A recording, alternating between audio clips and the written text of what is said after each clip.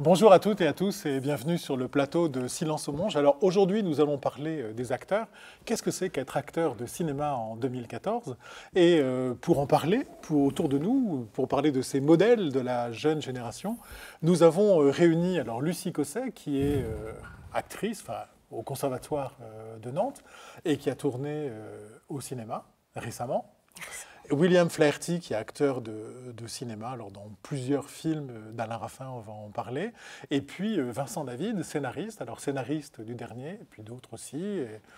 Et voilà, donc on va parler de tout ça, peut-être en commençant avec Lucie Cosset.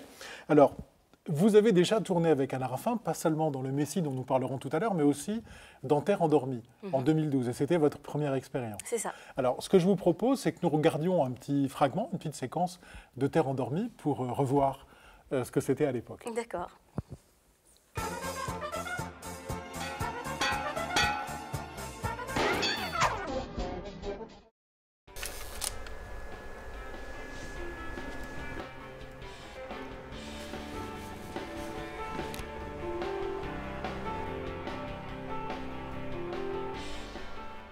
Mon père restait plongé dans son travail. Il avait reçu une commande d'une agence parisienne. Son modèle, Marie, une étudiante, mettait de la vie dans la maison. Papa ne faisait pas attention à elle. Sur moi, un peu plus rapide. Un sourire. Ok, merci beaucoup. Oui.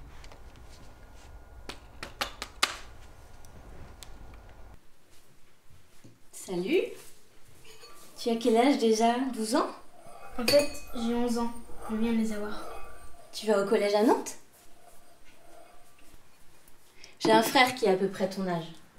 Mais je ne l'ai pas vu depuis longtemps, on s'entendait bien. Je lui ressemble? Non. Enfin un petit peu. Il ne s'entendait pas avec les garçons de son âge, il passait son temps à lire et à écouter de la musique. Alors, Lucie Cosset, c'était votre première expérience de cinéma dans ce film. Et comment est-ce que vous êtes entrée dans ce personnage de Marie, là, qui est sous l'œil d'un photographe, qui vous tourne autour, qui vous mitraille? Heureusement, là où j'ai eu de la chance, c'est que celui qui faisait le photographe, c'était mon prof de théâtre au Conservatoire de La Roche. Et ça aide. Ah bah oui, parce que du coup, il me connaît, donc puis il y a une complicité qui est déjà là, du coup, donc ça permet que ce soit plus facile, parce que c'est vrai qu'à la base, modèle, c'est pas trop mon truc, mais du coup, c'est une chouette expérience, et en plus de le partager avec quelqu'un qu'on connaît, ça aide. Ça aide. Et l'expérience du conservatoire, l'expérience du théâtre, d'une certaine manière, ça aide aussi à entrer dans l'univers du cinéma. C'est complètement différent, mais en même temps, ça permet de trouver un jeu qui est beaucoup plus subtil, parce que du coup, on sait que chaque chose peut se voir au cinéma, alors qu'au théâtre, c'est quelque chose où il y a au contraire quelque chose avec plus d'ampleur. Donc c'est différent, mais c'est une autre approche qui est aussi intéressante. C'est une approche différente, et alors, même si vous êtes toujours au conservatoire, vous avez aussi des expériences de jeu au théâtre ou ailleurs. Et quels sont les rôles qui vous ont le plus marqué? Le premier rôle où j'ai vraiment ressenti les choses de l'intérieur, c'est avec Phèdre, que j'ai travaillé il y a 2 ans maintenant. Et en fait, c'est une scène que j'ai énormément travaillée, et c'est là que j'ai vu le travail que demandait le théâtre et comment on arrive au résultat et ce qu'on peut ressentir à l'intérieur. Et alors, là, dans 2014, on est dans une autre expérience, parce que là, en 2014, vous avez tourné Le Messie. Oui. Un autre personnage qui est assez étonnant, alors c'est pas Phèdre, bien sûr, mais peut-être qu'on peut en voir un petit passage. D'accord. Ouais. Hein, on regarde un petit passage du Messie.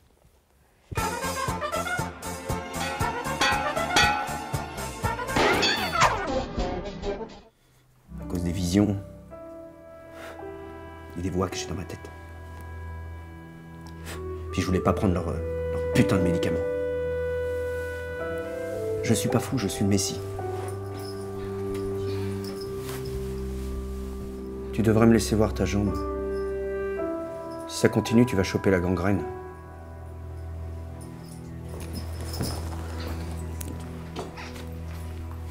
Tu sais, j'ai un don pour soigner. Fais voir. J'aime pas qu'on me touche.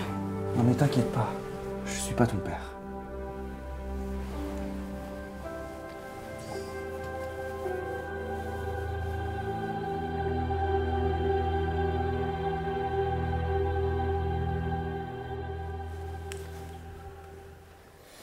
Alors voilà, ce personnage qui a une certaine dureté intérieure, enfin, qu'on sent un peu verrouillé sur lui-même. Là, on vous voit avec William Flaherty. Comment se passe la rencontre avec lui? Alors là, il est en face de vous sur le plateau, mais sur le plateau du film, comment est-ce que ça s'est passé? Très bien. C'était du coup, j'ai découvert toute l'équipe. Il n'y avait que Kevin que je connaissais et c'était vraiment une belle équipe, une bonne ambiance.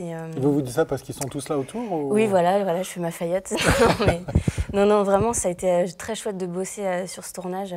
William, en plus, a le don de pouvoir faire rire tout le monde et du coup Ah oui, il met le bazar sur les plateaux? Non, pas le bazar, c'était contrôlé. Mais du coup, c'est vrai que ça permet d'avoir une ambiance légère et détendue. Alors, ambiance légère, détendue, avec un William Flaherty parfois incontrôlable et qui joue des personnages étonnants. Ça vous est arrivé quand même avec Andrei Grinko, me semble-t-il? Oui. Non, non? Oui. Oui. Bon, je sais pas. Non, mais j'aime bien. Je trouve que ce qui est intéressant aussi dans le travail, c'est que plus on a quand même une ambiance, même concentrée, mais qu'on ait le sourire quand on travaille. Ça donne vraiment envie, c'est détendu. Dès qu'on a une tension, c'est toujours intéressant de la chasser un peu, de détendre un peu, parce que on fait un métier qui est passionnant quand même. On n'est pas non plus à l'usine en train de faire exactement les mêmes gestes tout le temps. Oui. Où là, il faut, à l'usine, essayer de trouver, par le biais des collègues, de trouver une certaine détente, parce que une diversité dans ce qu'on fait, parce que c'est pas évident. Là, en l'occurrence, on a aussi la possibilité, tout en restant concentré, tout en étant respectueux du travail de chacun, quoi. Alors, ce que je vous propose, parce que là, nous parlions aussi d'Andrei Grinko, qui est un personnage existant, imaginaire, on ne sait pas trop. Mais en tous les cas, ce que je vous propose, c'est de regarder quelques extraits de ce film autour d'un réalisateur géorgien, Andrei Grinko.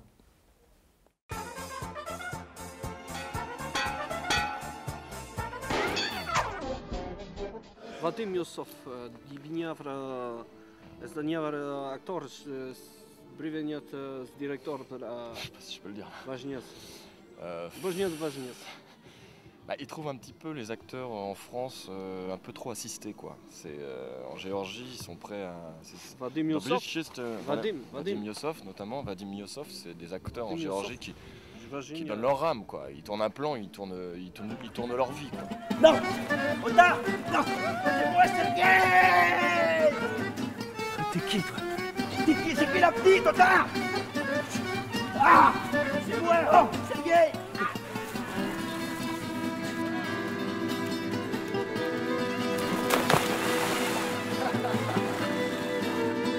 Otar, putain, coupé. On avait dit pas de jeter dans l'eau. Calme, Vadim. Je veux plus tourner avec toi, culé. Calme, Vadim, calme. C'est un coulo. Ouais, c'est vrai. Un coulo. Il parle à la scène, au petit accro qu'il y a eu tout à l'heure, là, c'est vrai, avec Vadim, là, quand il finit dans l'eau. En Géorgie, un acteur ne sortira jamais de l'eau en insultant le réalisateur. Enfin voilà, par exemple, quoi. Il préférera plutôt aller se noyer que d'aller se plaindre au réalisateur. C'est normal, c'est bien. C'est bon. Non, Vadim. Alors là, nous étions en 2008 avec ce personnage, mais comment est-ce que vous le préparez, ce personnage qui n'existe pas, qui a une langue si convaincante Ça a été un travail vraiment en commun avec Alain, parce que la difficulté, surtout au niveau du texte, on savait ce que le personnage voulait dire, on avait vraiment la construction de l'histoire, la grille d'écriture et tout ça. Et dedans, il fallait justement faire ce personnage avec ce langage géorgien qui forcément, je ne pouvais pas apprendre le géorgien en l'espace de quelques jours, quelques semaines. Ouais. Donc, il a fallu plutôt essayer d'écouter la mélodie de l'accent. J'ai puisé des mots dans le langage russe, je les ai intégrés dans une forme de langage imaginaire où on pouvait reconnaître un langage de l'Est, quoi. Voilà. Et là, c'est quelque chose qui se travaille avec le réalisateur, avec le scénariste. Ça se travaille comment alors? Tout à fait, oui. C'est des répétitions. Oui, on s'est vu en amont avec Alain plusieurs fois. On a réfléchi plusieurs fois les scènes. Et puis on a répété avant pour voir si ça allait dans dans la durée aussi de chaque scène. Parce que comme c'est du langage imaginaire, il faut essayer de cadrer, que ça puisse paraître le plus crédible possible, tout en gardant ce doute, quoi. On laisse au moins un doute au spectateur aussi, parce que ça paraît assez incroyable comme ça. Donc voilà, c'est un documentaire fiction quelque part. Donc, Oui, je sais qu'il y a beaucoup de spectateurs qui, pendant un instant, parfois longtemps, ont cru vraiment que c'était un documentaire et ont cherché après Andrei Grinko. C'est ça, c'est arrivé en salle, effectivement, on est venu me voir. Il y a même un couple qui est venu me voir en me demandant vraiment, mais comment vous avez fait en tant que Géorgien pour... Enfin, j'ai eu des questions comme ça à la sortie de la salle. J'ai dit, non, c'est fou, hein, c'est du cinéma. Ah, d'accord. Alors, vous avez joué des personnages très, très différents. Comment est-ce que vous les choisissez? Est-ce qu'on choisit les films, les spectacles dans lesquels on a envie de tourner, vraiment? Ou est-ce qu'on va sur tout? Est-ce qu'il y a un moment où on se dit stop? Disons que maintenant, je peux me permettre de commencer à choisir réellement. Mais au départ, mon premier court-métrage, c'était en 98. Au départ, je prenais tout. Surtout les courts-métrages d'école et tout, parce que on apprend en même temps aussi que les élèves techniciens et tout ça. Donc ce sont des expériences à prendre. Et puis au départ, il faut tout prendre, il faut découvrir, il faut aussi se prendre des claques, c'est très important. Et puis ne pas retomber dans les mêmes pièges après. Et puis à un moment donné, quand on est aguerri sur plein de choses, on a envie d'avancer. Quand on se rend compte que sur le plateau, ça ne va pas, qu'on perd du temps sur des choses, ça veut dire que là, on peut se dire, bon, là, il faut que je commence à choisir un peu mieux. Ce qui est intéressant avec le BTS audiovisuel, là, en l'occurrence, c'est qu'on sent qu'il y a une éducation au niveau du travail, que chacun est à sa place, que les élèves sont vraiment motivés et que l'encadrant aussi sait ce qu'il veut et que voilà, on a affaire à des professionnels et des professionnels en devenir. Et c'est vraiment plaisant et confortable de travailler comme ça. Oui, parce que là, c'est une expérience qui dure, hein, parce que je pense qu'il y a eu le songe du violon, c'était en 2010, Triptyque, c'était en 2008. Ouais, je ne sais plus, en fait, j'arrive plus à les mettre dans l'ordre. Oui, il y en a beaucoup. Et ce que je vous propose, parce qu'ils sont tous très différents, et avec des axes de travail très différents, ce que je vous propose, c'est que nous regardions un extrait du songe du violon, donc 2010. Alors, si on peut le voir, et merci.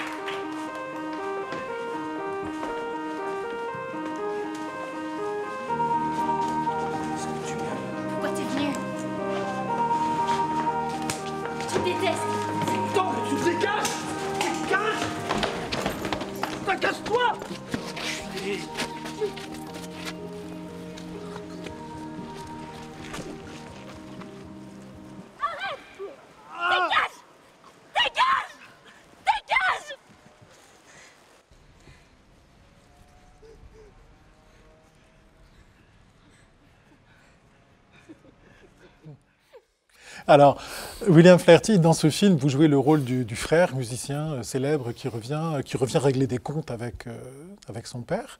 Et on sent bien que là, il y a une certaine marge d'improvisation dans le jeu, dans le personnage. Pas tant que ça, finalement? Pas tant que ça, non, finalement. Il y a effectivement des anecdotes amusantes, mais je ne vais pas en parler, je préfère parler du... mais qui lance un truc, mais non, je ne dirais pas. Et non, en fait, sur cette scène-là, ce qui était intéressant, c'est que effectivement, en face de moi, j'avais affaire à Cyril Richard, qui est un comédien amateur, qui a des expériences dans sa commune en tant que comédien, qui était aussi intervenant au lycée. Oui. Voilà. Et qui est quelqu'un qui est très généreux au niveau du jeu. Je pense que la complicité avec Alain aussi, avec Cyril, a fait que il lui a fait confiance à Cyril.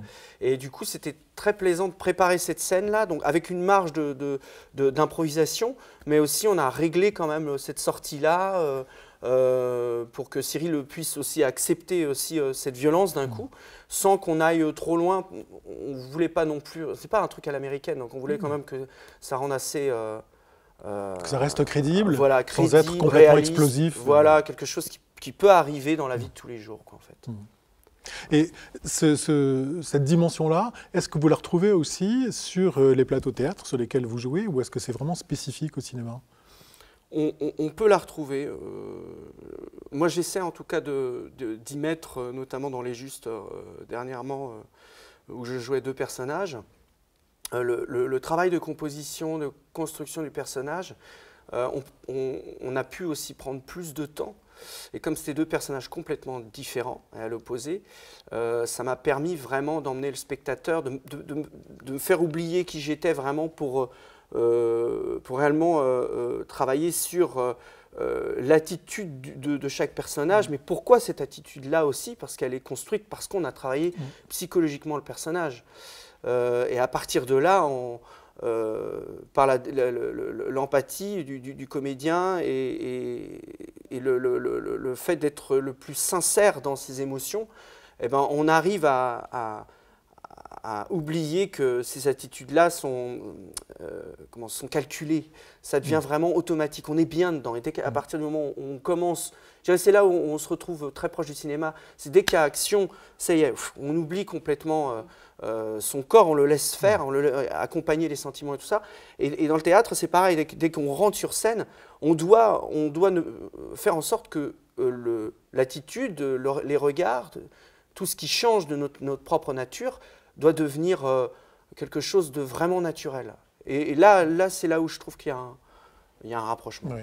Et alors ce travail d'investissement dans le personnage, je vous propose que nous le voyions dans un extrait du Messie qui vient de sortir. Alors un très court extrait, en fait, c'est la bande-annonce. Elle est enfin disponible et nous allons avoir le plaisir de la regarder.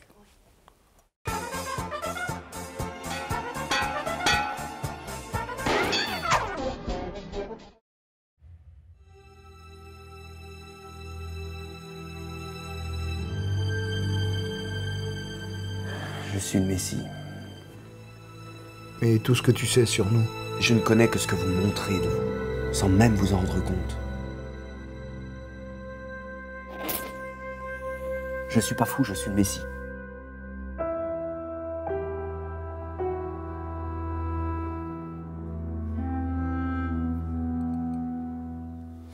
Alors vous composez un personnage de Messie assez extraordinaire parce que on l'imagine pas comme ça, en tout cas a priori, enfin pas cette espèce de punk SDF qui est là, non? C'est un choix personnel? C'est au départ dans l'écriture du scénariste. C'est déjà dans l'écriture du scénariste, dans l'écriture de Vincent. Voilà, que ce soit un SDF. Maintenant, le fait d'en faire une sorte de punk à chien, c'était aussi... Enfin, je pense qu'on a tous, en tant qu'artistes sur un projet comme celui-ci, autant l'auteur à la base qui fait des choix, qui prend des directions, le réalisateur qui peut être aussi un véritable directeur d'acteur, et puis les acteurs, c'est qu'ensemble on est en train de... Chacun a son message quelque part à travers ça. Moi le mien, le fait d'avoir choisi ce contraste, d'aller l'emmener un peu plus loin que finalement l'auteur, lui peut-être dans sa tête il avait aussi une image du Messie, c'était aussi par un peu ironie des clichés en fait, quoi. On a toujours tendance à se référer à l'image, avoir peur aussi de l'autre, de la différence, et là de me dire bon bah voilà, comme je voulais dire que Jésus à l'époque était un brigand, un bandit de grand chemin, qu'il était proche des pauvres, des faibles, et puis qu'il était chassé. Donc aujourd'hui, il aurait plutôt cette image-là. Il pourrait avoir, effectivement, pourquoi pas, et puis comme dans le film, dire non, là c'est trop dur, là. J'arrête. Voilà, là j'arrête, là j'abandonne, parce que là je vais pas passer l'hiver. Ouais. C'est pas Jésus-Christ là, véritablement. Voilà. Mais le cinéma, ce qui est intéressant, c'est que le cinéma, c'est aussi une histoire de rencontre aussi. Et je voulais me permettre, si vous voulez bien me permettre, ma rencontre avec Lucie Cosset était assez incroyable. Ah oui ? Je voulais profiter du fait qu'il y ait des téléspectateurs qui nous regardent pour lui demander sa main, en fait, parce que je suis tombé follement amoureux de... Donc le Messie, enfin, c'est... Voilà, je ne sais pas si tu acceptes... Oui. Ouais. Alors écoutez, alors là, c'est en direct. Voilà, merci. Excusez-moi. Oui, non mais c'est très bien. Non, mais je pense qu'il y a un instant d'émotion. Alors cet instant d'émotion que nous partageons tous, je ne sais pas si Vincent David va s'en emparer, parce que là, nous sommes en plus sous le regard d'un scénariste qui écrit régulièrement pour la télévision, qui a inventé ce personnage du Messie, qui vient de faire une déclaration inattendue. Moi, je vampirise tout. De toute façon, tout est noté là. Donc ça, on le retrouvera peut-être dans un personnage que vous allez inventer, alors. Ma foi, après, on n'invente pas grand-chose. On vole justement ce qui existe déjà. Donc, moi, je me contenterai de voler ce moment-là pour le remettre à un autre moment. Comment est-ce qu'il est né, ce personnage du Messie, assez étonnant? Dans une petite grange du côté de Bethléem. Oui. Non, en fait, le personnage du Messie. Du coup, comme je suis tout ému. Ben oui, non, mais là, effectivement, c'est un instant d'émotion. En plus, moi, j'avais aussi amené ma bague et. Mais là, ça fout tous mes plans par terre. Ouais. Non, mais il est né d'une envie commune avec Alain de parler de la notion de vérité. Il est né de plusieurs constatations. Il est né du fait que le Christ n'était pas le seul prophète ou le seul Messie à son époque. Il est né du fait que les trois religions du livre se battent principalement sur le fait du Messie, parce que les Juifs attendaient le Messie, Jésus est arrivé, il a dit c'est moi, les autres oh non, on prendra le prochain. Après il y a Mahomet qui est arrivé, salut c'est moi, non, on prendra le prochain. Résultat, il y a trois religions qui ne s'entendent pas forcément toujours hyper bien. Il est né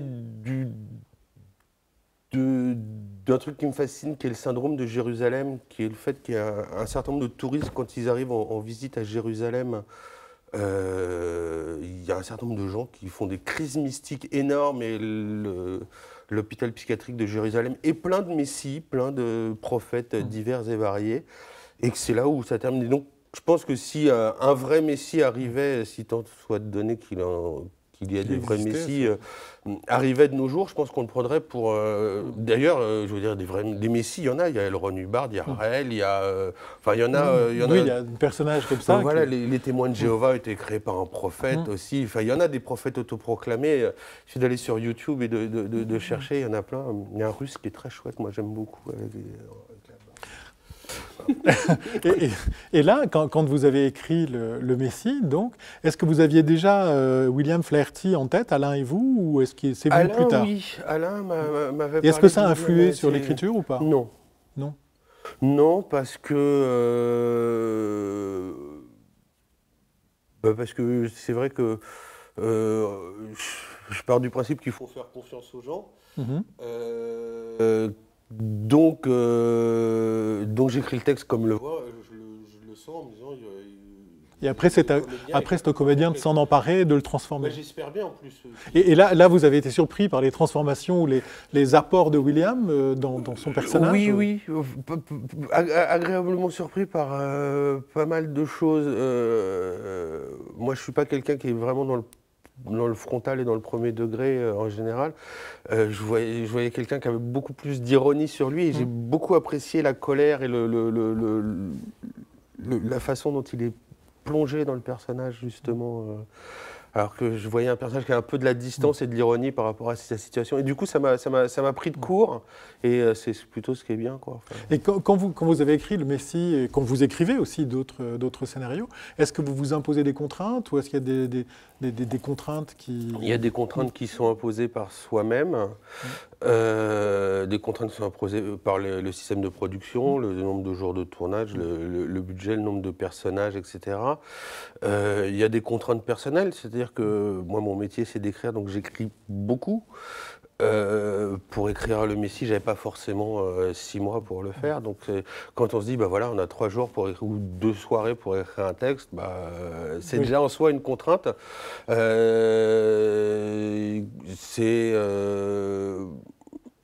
Après, il y avait des contraintes qui m'avaient été données par Alain. Notamment, j'avais fait une première version, un premier pitch où c'était tout dans le même décor. Et il m'a dit, j'aimerais bien sortir, j'aimerais bien avoir des scènes en dehors. Donc, il a fallu réfléchir. Et puis, du coup, ça a nourri toute l'histoire, ça a nourri les personnages, ça a nourri... c'est venu vraiment d'un ping-pong. Donc, oui, il y a eu beaucoup de contraintes. Et, la contrainte est nécessaire. La contrainte est nécessaire à la création, je pense. C'est une base. Si on n'a pas de contrainte... On peut pas créer. Enfin, on peut pas créer efficacement. Alors, écoutez, moi je vous remercie parce que c'est une belle phrase de fin. S'il n'y a pas de contrainte, on ne peut pas créer efficacement. Merci Lucie, merci infiniment William pour cette déclaration en direct qui nous a étonnés et surpris. Merci beaucoup Vincent David. Et puis à très bientôt sur les écrans, sur les planches et puis dans les textes. Et à vous voir et vous revoir tous. Et à très bientôt dans une prochaine émission. Merci. Merci.